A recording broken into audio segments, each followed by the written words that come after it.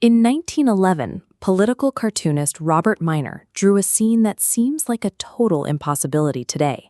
He sketched Karl Marx standing in the center of Wall Street, clutching a book on socialism, while a crowd of financiers cheered his arrival. Looking closely at the faces in the crowd, the artist identified the specific titans of American industry celebrating the revolutionary. There is J.P. Morgan, the powerful architect of the modern banking system, and right next to him is the powerful oil titan John D. Rockefeller.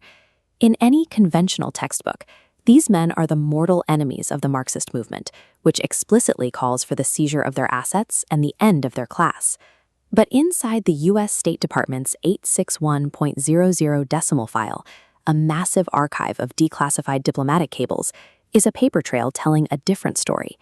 These documents prove that the capital required to fuel the Bolshevik takeover was coordinated by the very same men Robert Minor drew in his cartoon. In early 1917, Leon Trotsky lived in New York City. Despite being in exile with no visible income, his family lived in a high-end apartment and traveled through Manhattan in a chauffeured limousine.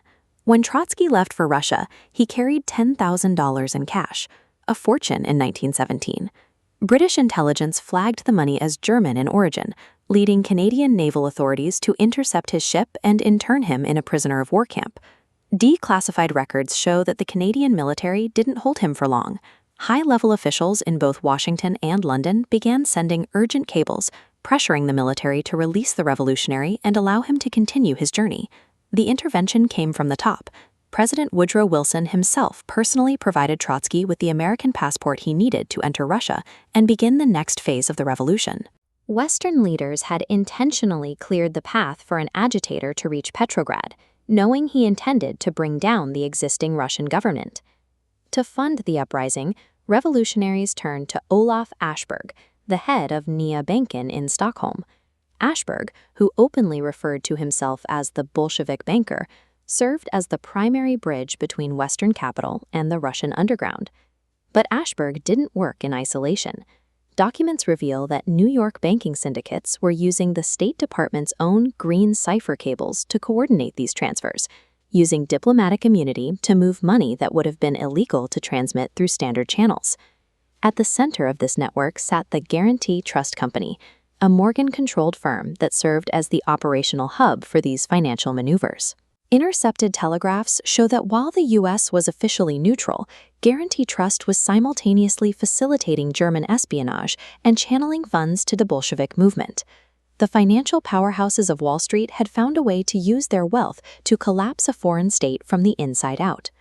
Moving money required a physical presence in Russia, and for that, Wall Street co-opted the 1917 American Red Cross mission. Immediately after Morgan Partners took control of the charity's War Council, they replaced the medical professionals with lawyers and financiers.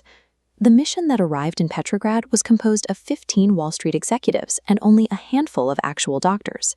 One member, William Boyce Thompson of the Federal Reserve Bank of New York, used this humanitarian cover to personally deliver $1 million in cash to the Bolsheviks just weeks before they seized power. The Red Cross was no longer a relief organization. It had become a secure vehicle for bankers to operate directly within the Russian Revolutionary Theater. When the Bolsheviks finally seized power in late 1917, they began the work of building the world's first socialist state. According to Soviet doctrine, the international bankers were the ultimate enemy.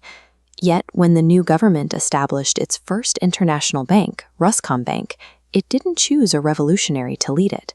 It appointed Max May, a vice president of Guarantee Trust in New York, as a director.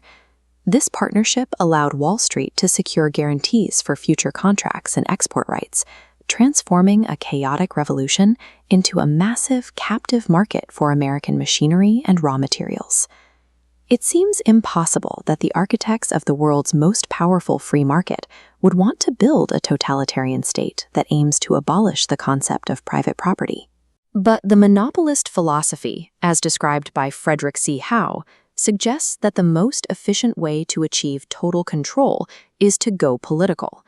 If you can make a government powerful enough to control all industry, you only have to control that government to eliminate every competitor. This diagram shows the traditional political spectrum. We're taught capitalism and communism sit at opposite ends, but measured by the degree of centralized control, the line bends. The extremes converge at a single point: absolute collectivism, where a small elite holds total authority. The alliance between Wall Street and the Bolsheviks reveals a business model that is over a century old, using the power of the state to crush competition and achieve total monopoly.